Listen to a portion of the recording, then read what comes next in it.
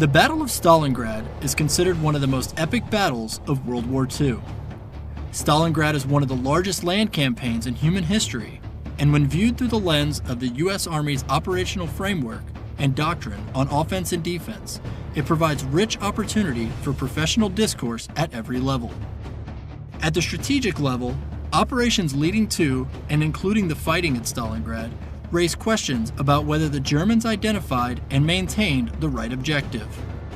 At the operational level, Stalingrad illustrates the challenges posed by the realities of a resource-constrained environment, where requirements to supply shaping operations detracted from the decisive operation, and how increasing lines of communication create sustainment challenges which impact operational reach and tempo.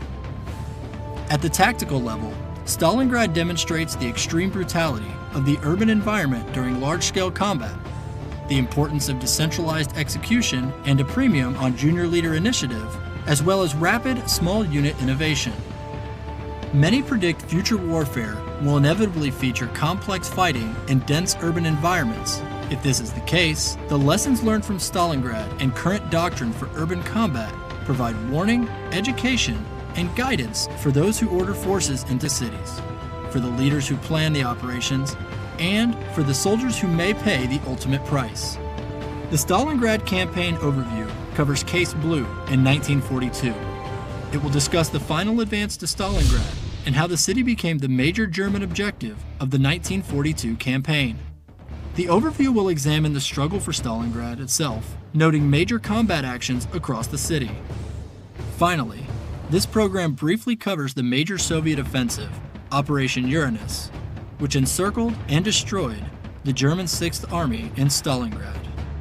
This film primarily focuses on planning, coordinating, and conducting large-scale combat operations in a high-intensity combat environment. It also provides an account of urban fighting within Stalingrad and focuses on the unique aspects of operating in a city. It will also highlight the insights gained from the German desire to maintain a swift advance despite the terrain difficulties and the Soviet defense measures which attempted to thwart the attackers. In the spring of 1942, following the failure of Operation Barbarossa the previous summer, Hitler and his commanders became less ambitious regarding their objectives for the upcoming campaign. Instead of major advances along the entire front, the plan focused on a single major advance in the south. He aimed more narrowly at an economic objective, the Caucasus oil fields, which would help him sustain the German industrial capacity. U.S. Joint and Army doctrine advises commanders to adhere to the principle of objective and to direct every military operation toward a clearly defined, decisive, and achievable goal. Ultimately, however, Hitler's goals for the next campaign would not be achievable. Hitler and his military leaders' plan was called Case Blau. The operation was to begin with a powerful offensive by Army Group South, designed to destroy as much of the Red Army forces as possible without allowing them to withdraw. Then, the decisive operation. Army Group South would split into two groups, Army Group A and Army Group B. Army Group A would turn south and drive towards Baku to seize the oil fields in the Caucasus. Army Group B would simultaneously advance east and seize Stalingrad, located on the Volga River. The capture of Stalingrad, though of some value for its factories, was mostly important for its geographic position. Seizing the city would allow Army Group B to control decisive terrain along a defensive line behind the Don and Volga rivers. Army Group B would protect the flank and rear of Army Group A, giving it freedom to maneuver in the Caucasus. The German plan for the offense reflected 3 of the U.S. Army's 4 characteristics of the offense. It would achieve surprise by initially dispersing its forces in a deception operation. It would then concentrate its force at the right place and time, and it was most certainly audacious in its massive scale. Due to the extended distance of the offensive operation and massive sustainment and protection requirements, Hitler's commanding generals found it difficult to maintain tempo, which should characterize an effective offense. Stalin and the Soviet High Command, known by the Russian term Stavka, decided to transition to the defense. However, the Soviets made two major errors which left them vulnerable to the German offensive in the south. Stavka incorrectly predicted the German main effort would be in the center of the front towards Moscow. Thus, most of the Soviet reserves were located near the capital, and Stavka was reluctant to release these reserves to the south. Second, Stalin insisted on spoiling attacks in the center of the front near Razhev and in the south at Kharkov. Both offensives failed, and the Red Army suffered massive casualties with nothing to show for their efforts. For the Germans, Army Group South was the main effort, executing the decisive operation for Case Blau. The Army Group initially consisted of 3 German infantry armies, 2 Panzer armies, and 1 Hungarian army. It was assembled from more than 1.25 million troops, 950,000 Germans, and 300,000 Axis allies. It was also comprised of more than 1,600 tanks and 1,600 aircraft. The Army Group was initially commanded by Field Marshal Fedor von Bock. Facing Army Group South were 2 Soviet fronts. Note that the Russian term front refers to an army group, with Soviet fronts being somewhat smaller than German army groups. The Southwestern Front was commanded by Field Marshal Semyon Timoshenko and consisted of 4 field armies. The Southern Front was commanded by Colonel General Rodion Malinovsky and consisted of 5 field armies. The Soviet forces totaled almost 1.75 million troops, 3,000 tanks, and 800 aircraft.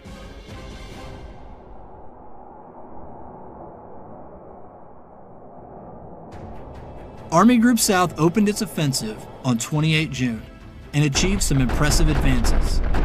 By 7 July, Colonel General Hermann Hoth's 4th Panzer Army had linked up with the 6th Army near Voronezh on the Upper Don River.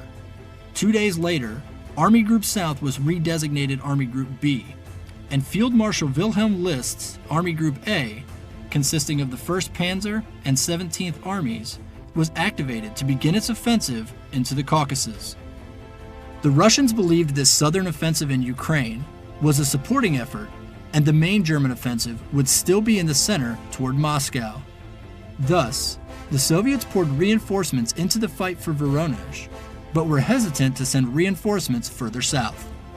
On 11 July, Hitler ordered the 4th Panzer Army, which had been moving towards Stalingrad, to change directions and move southeast to support List's Army Group A, which was struggling to secure crossings over the Don River. At the same time, the 8th Italian Army arrived as reinforcements to bolster Army Group B. After bitter fighting, Rostov fell on 23 July, and Army Group A was now poised to advance into the Caucasus. With Rostov secured, Hitler transferred 24th Panzer Corps from the 4th Panzer Army to General Friedrich Paulus's 6th Army in order to reinforce the drive towards Stalingrad. Stalingrad now seemed to be developing into a more important objective.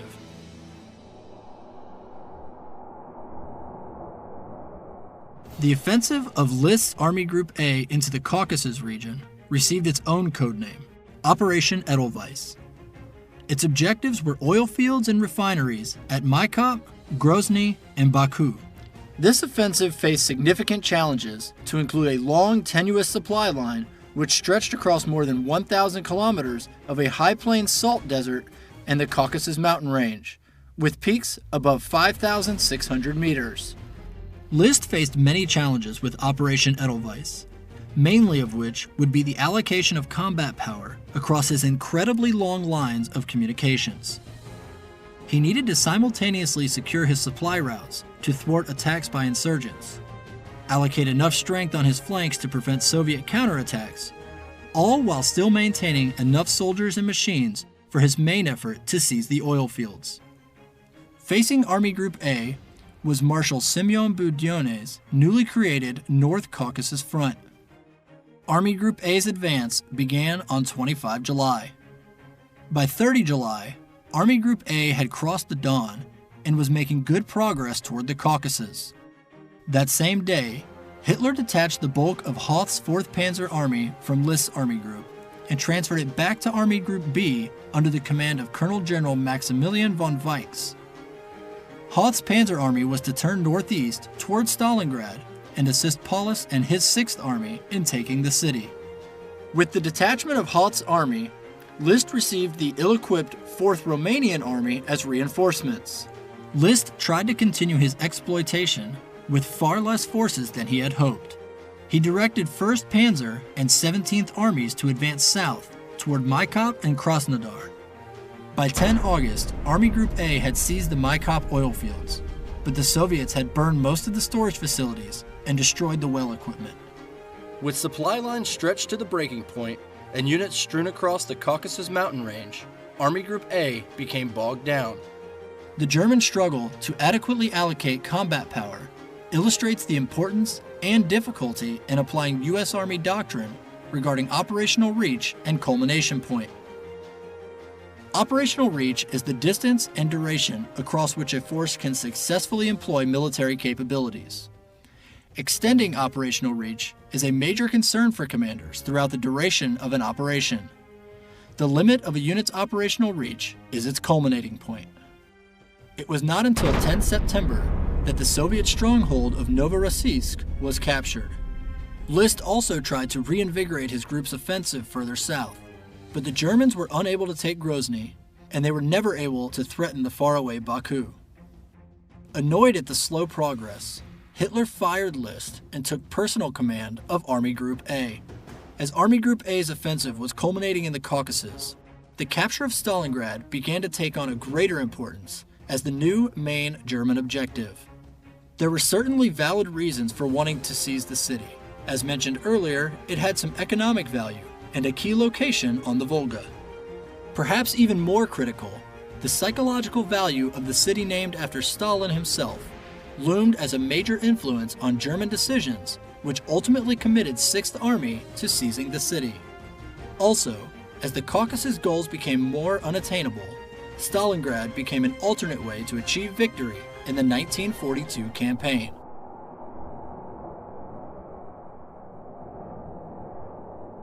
While Army Group A was fighting in the Caucasus, Weich's Army Group B fought its way towards Stalingrad. After pausing in mid-July to allow supplies to catch up and reconstitute his combat power, Weichs renewed his offensive on 23 July. Paulus's 6th Army now spearheaded the advance. Opposing the 6th Army was the newly created Stalingrad Front, under Lieutenant General Vasily Gordov. His command consisted of 7 armies, manning a front along the Don River and south to the Chir River. 6th Army made significant early gains, breaking through the right flank of the Soviet 62nd Army. However, the German advance overburdened its sustainment capacity. The Soviets took advantage of this vulnerability through a series of counterattacks, which slowed 6th Army's progress and forced Paulus to temporarily transition to the defense on 1 August. U.S. Army Doctrine 3-90 describes a counterattack as an attack by a defending force, with the general objective of denying to the enemy the attainment of the enemy's purpose in attacking. Just as 6th Army's advance slowed, Hoth's 4th Panzer Army began its offensive northeast towards Stalingrad from the south. After some initial success, the Soviets forced Hoth's army to halt. During the German pause, Stalin and Stavka representative, Lieutenant General Alexander Vasilevsky, reorganized the Soviet forces defending Stalingrad. The large Stalingrad front was split, with Gordov retaining control of the new, reduced Stalingrad front, which now consisted of 4 armies.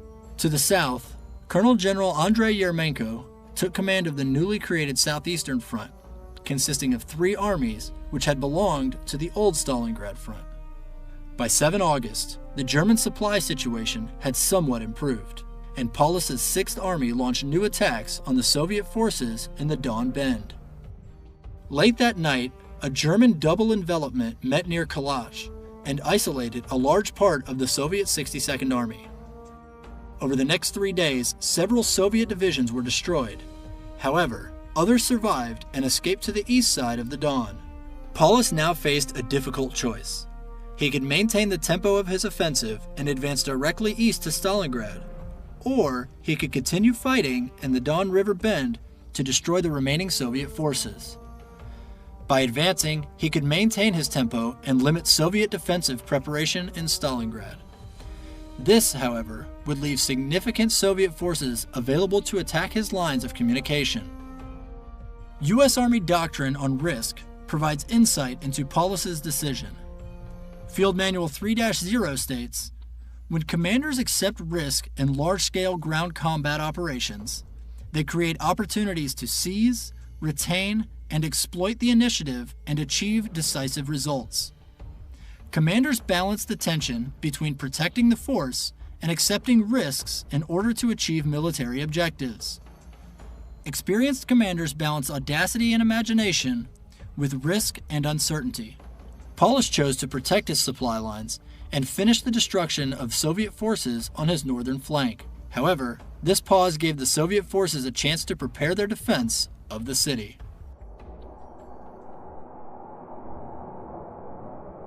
With Soviet forces cleared from the Don Bend, Vikes planned his next offensive to first isolate and then seize Stalingrad.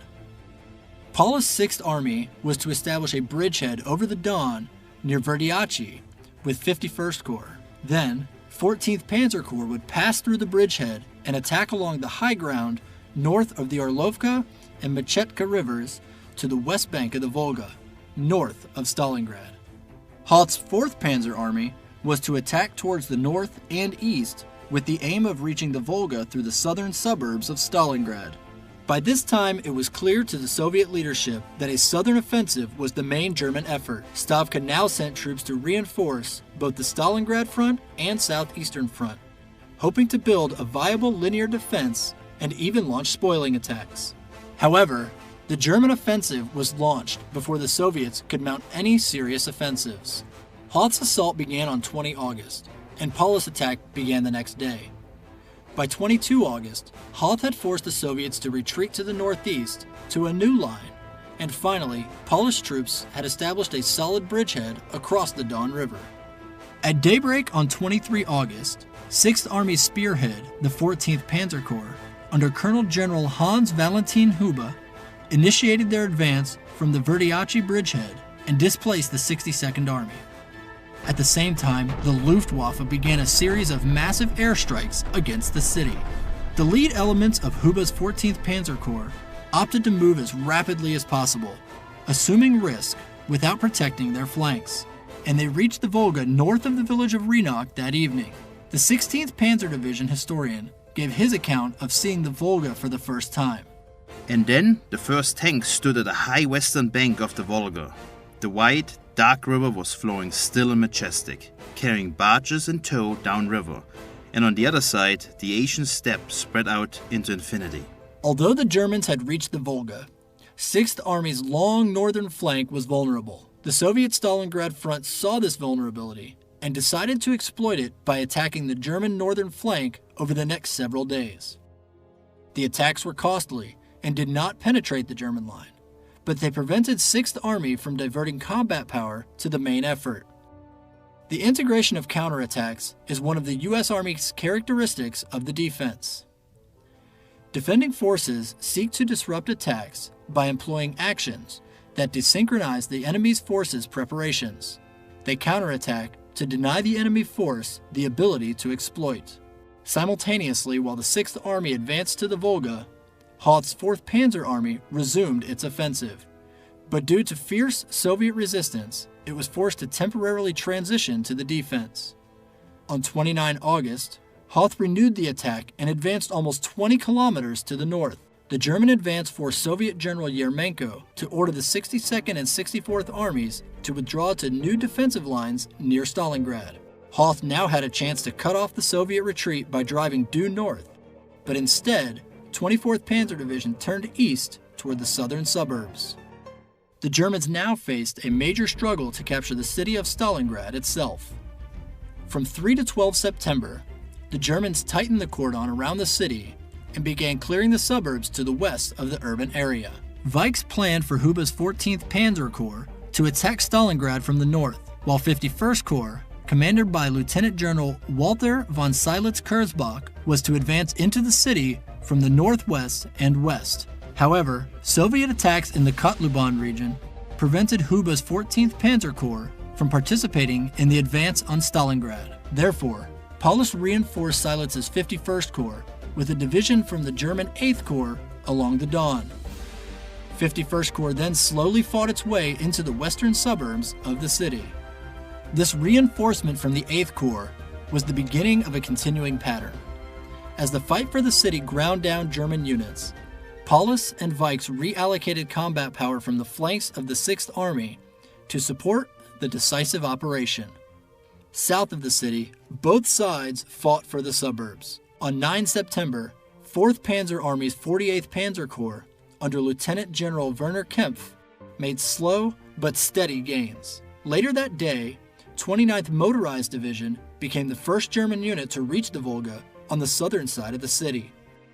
The 62nd and 64th Armies were now separated, and the 62nd Army could only receive reinforcements and resupply by ferry boats crossing the Volga River. Although separated, the 62nd Army was not fully isolated and would continue to sustain its defensive operations for the duration of the campaign. This ability to sustain defensive operations created a massive and continuous German requirement for additional forces and supplies to resource the decisive operation in the city, and contributed to their inability to balance combat power between their decisive and shaping operations. That same day, on 9 September, Hitler held a conference in his advance headquarters in Vinnytsia, Ukraine, which was attended by both Vikes and Paulus. During the meeting, Hitler believed that his commanders would quickly complete the seizure of the city. While Hitler held his conference in Ukraine, Stalin removed the commander of the 62nd Army. At Yermenko's urging, Stalin appointed Lieutenant General Vasily Choykov as the new commander.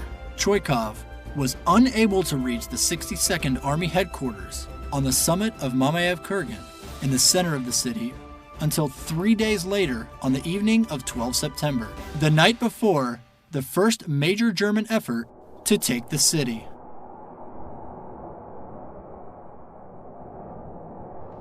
As Paulus's 6th Army prepared to assault into Stalingrad, there were a number of important locations that would become crucial in the fight for the city. The suburbs north of the city, the factory district. Each of the factories had workers' villages to their west. Immediately south of the factory district was the hill known as Mamayev Kurgan, which was the highest natural elevation in the city. Central Stalingrad was the most modern section of the city, a showplace for Soviet progress. Southern Stalingrad, which contained the 35-meter-tall grain elevator, and further south were more suburbs. Paulus's 6th Army assault force consisted of 3 corps: Huba's 14th Panzer Corps, with 1 Panzer Division and 2 motorized divisions; Seydlitz's 51st Corps, initially consisting of 3 infantry divisions; and Kempf's 48th Panzer Corps, initially consisting of 1 Panzer Division, 1 motorized division, and 1 infantry division. The total German strength in the Stalingrad area was 170,000. However, this included forces defending and unavailable for the initial attack. The assault force was about 80,000 men. Paulus's plan to take the city focused on seizing the center and southern portions of Stalingrad first. Huba's 14th Panzer Corps was to hold the northern face of the German penetration north of Stalingrad against continued Soviet attacks.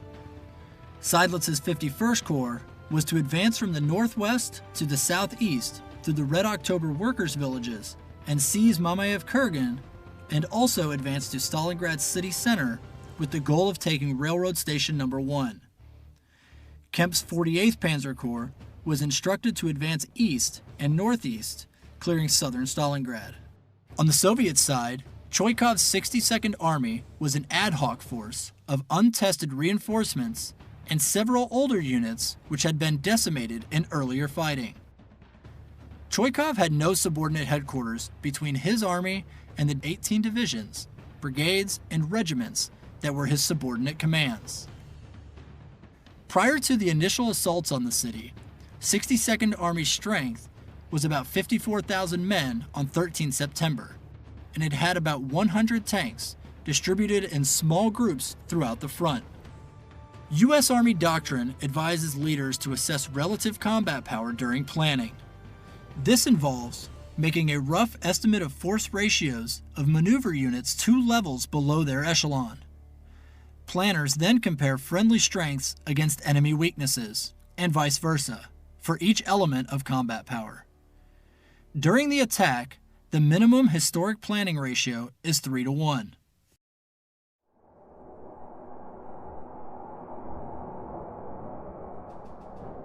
On 13 September at 0645 hours, a German air and artillery bombardment opened the attack. Stuka squadrons, artillery, and mortars heavily engaged targets throughout the city. The Soviets, in response, as they often did in previous engagements, opposed the German advance with heavy artillery and Katyusha rocket strikes from across the river and counter-battery fire. As they had in prior urban operations, the Germans often began each day's assaults with heavy artillery and air barrages. The intention of these bombardments was to demoralize the defending troops and facilitate the rapid seizure of the city. However, the success of this heavy firepower was mixed in Stalingrad. Often, the best German advances were made after these bombardments. But due to the lengthy operation, the city turned into a mass of rubble, mangled steel, and debris. Rubble piles provide excellent covered and concealed positions for dismounted forces while hindering mounted movement and maneuver. At 0800, following the pre-assault fires, Seidlitz's 51st Corps launched its attack. The Corps made slight gains in the north. In the center, it captured 2 key hills and forced Soviet defenders to withdraw to the west. On the Corps' southern flank, the Germans reached the heights above the center city and pushed the Soviets into a developing salient north of the Tsarista River. Kempf's 48th Panzer Corps also began its attack at 0800. The Panzer Corps made only limited advances against the entrenched and stubborn defenders.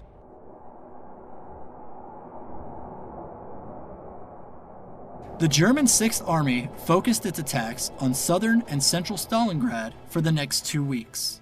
The force responsible for clearing the south was initially Kempf's 48th Corps. His plan for clearing his sector was to advance with all 3 divisions online. Choikov's 62nd Army had several units defending the southern sector of Stalingrad. According to a 24th Panzer Division report on 14 September, German gains were limited and costly in the south. Despite the limited success in the last 2 days, the Germans planned for a major breakthrough in the southern sector on 15 September using specially organized task forces called Kampfgruppen for the urban fighting. These groups were combined arms forces with added firepower, attached engineers, and flamethrower units. As in Army Techniques publication 3-06, commanders select the right subordinate force for the mission and balance it with appropriate attachments. High commanders do not direct how to organize the small tactical combined arms teams, but ensure that subordinates have the proper balance of forces from which to form these teams.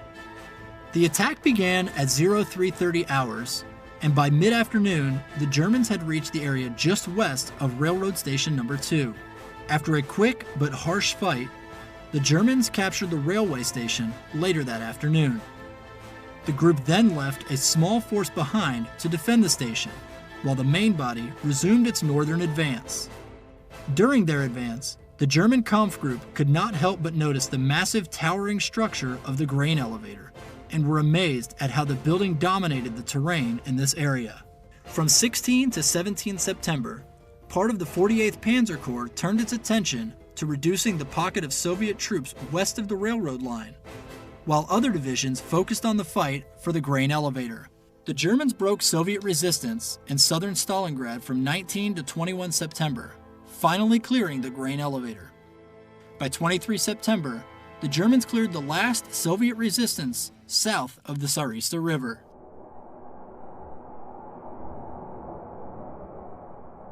While fighting raged in southern Stalingrad, Paulus's 6th Army simultaneously battled Choikov's 62nd Army in the center city and at Mamayev Kurgan. The German 51st Corps renewed its assaults on 14 September. At midday, the Germans took Mamayev-Kurgan. The loss of Mamayev-Kurgan caused a panic in some Soviet units in Center City. When the Germans renewed their advance in the afternoon, they were able to seize Railroad Station No. 1. Later that day, Choikov committed his last reserves to hold the landing stage. This enabled the Soviet 13th Guards Rifle Division under Major General Alexander Rodimtsev to ferry across the Volga in the remaining hours of daylight, starting at about 1700 hours. Crossing while it was still light, and thus subject to German air attack, was a risk that Choikov felt he must take. The arrival of the 13th Guards Rifle Division certainly saved Choikov's 62nd Army in Stalingrad in September. It consisted of 10,000 men, but not all of them could come over in one night. It took several days. And they couldn't bring any of their heavy equipment. They had to leave the artillery on the other side of the Volga also. Now they did enter the city, retake the railroad station for a while, and hold some other buildings. This is crucial. And this pattern of reinforcement repeated itself throughout the campaign. For the next 2 weeks, fighting raged back and forth in 3 major areas. Near Red Square in the center city, the railroad station changed hands twice while the Soviets desperately held on to the nail factory and the department store. By 24 September, the remnants of the 13th Guards Rifle Division were surrounded near Red Square. With better knowledge of the city layout, the remaining soldiers of the 13th Guards escaped through the German lines. Just to the north, the Germans pressed home attacks with the intent of clearing the rest of the city center. However, the Soviets held several enclaves, and one of those gained fame for holding out throughout the remainder of the battle for the city. This location was Pavlov's house in the 9th January Square area. The building was named after Sergeant Jacob Pavlov, who led a group of Soviet soldiers who took the building by surprise on 25 September. Further north, on 16 September, Soviet troops forced the Germans off of the summit of Mamayev-Kurgan shortly after dawn. Later, a German counterattack pushed the Soviets back from the summit. The foes shared the hill, with the summit usually being an artillery and air-ravaged no man's land for much of the rest of the battle. Towards the end of September, the German 6th Army had cleared all Soviet resistance from southern Stalingrad. The Germans had also cleared much of the center of the city, although a few enclaves like Pavlov's house and the critical eastern slope of Mamayev-Kurgan remained in the hands of the Soviet 62nd Army. Nonetheless, the 6th Army commander believed it was time to shift forces to the northern half of the city and transition to an offensive in that region. In shifting forces, the Germans illustrate one of the 4 components of the U.S. Army operational framework described in Field Manual 3-0. Commanders designate the main and supporting efforts to designate the shifting and prioritization of resources.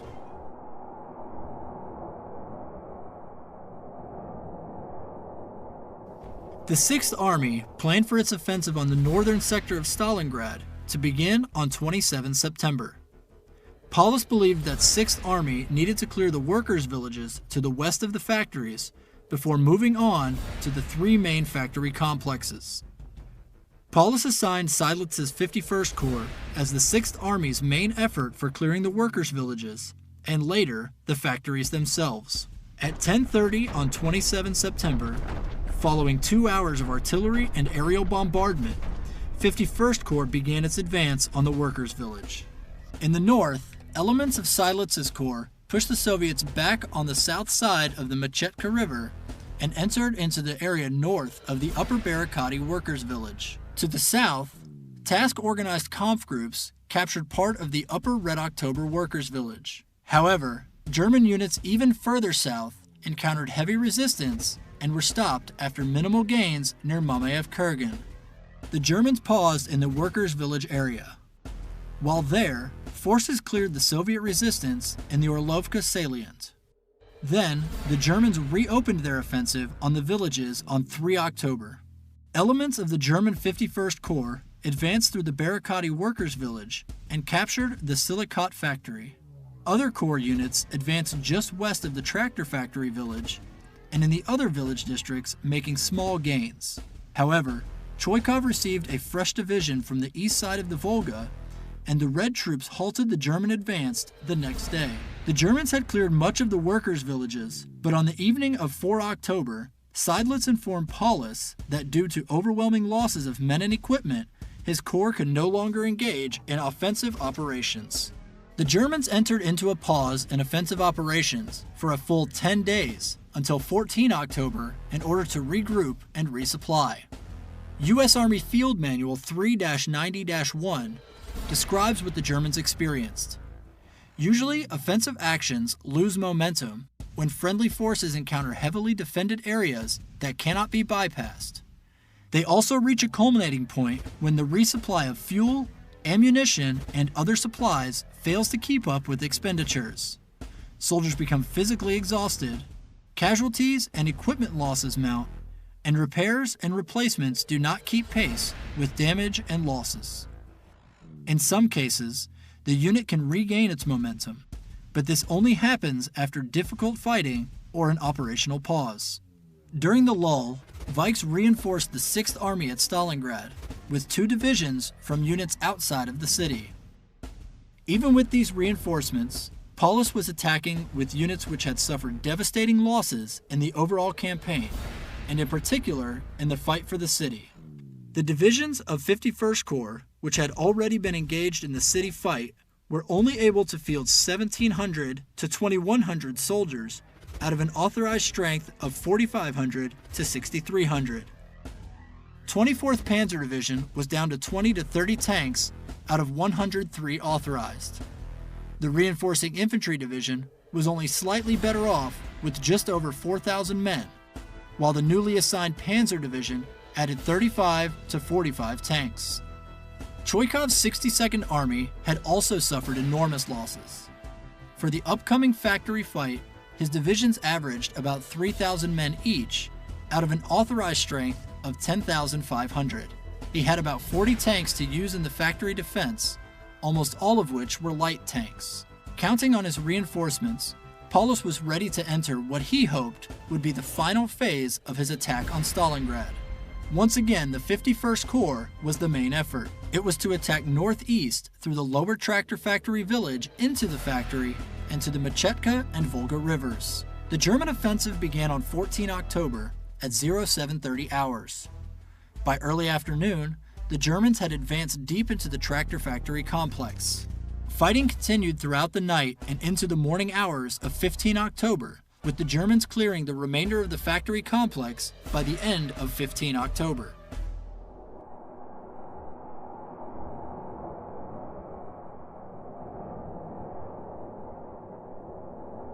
On the evening of 15 October, Paulus ordered Seydlitz to regroup his forces and reorient south to attack the Barricadi factory the next day. At 0800 on 16 October, 51st Corps offensive in the Barricadi factory district began. Initially, well-placed, dug-in Soviet tanks halted the German advance. However, by 1600, the German panzers had destroyed many of the Soviet tanks and advanced into the north end of the Barricadi factory. By nightfall, almost half of the Barricadi factory was in Seydlitz's hands. The Germans continued their assaults on the Barricadi factory on 17 October. Over the next 2 days, the Germans slowly cleared most of the buildings in the Barricadi complex. Seydlitz planned for new assaults, but heavy rains slowed the movement of German supplies and prevented the launch of new attacks for the next 4 days. During this time, Paulus received a fresh division to use in his assaults and make up for the devastating losses that his other divisions had suffered. While 62nd Army continued to draw German forces into the battle at Stalingrad, Stavka planned for Operation Uranus, a vast double envelopment designed to trap and destroy 6th Army in the city. Paulus renewed the German attack in the factory region on 23 October. In the Barricadi area, one German division made little progress against the Soviets defending the southern halls of the Barricadi complex. In the Red October factory complex, Seydlitz's fresh division made good initial gains. Over the next 2 days, the Germans continued to press their attacks on both factories. They succeeded in clearing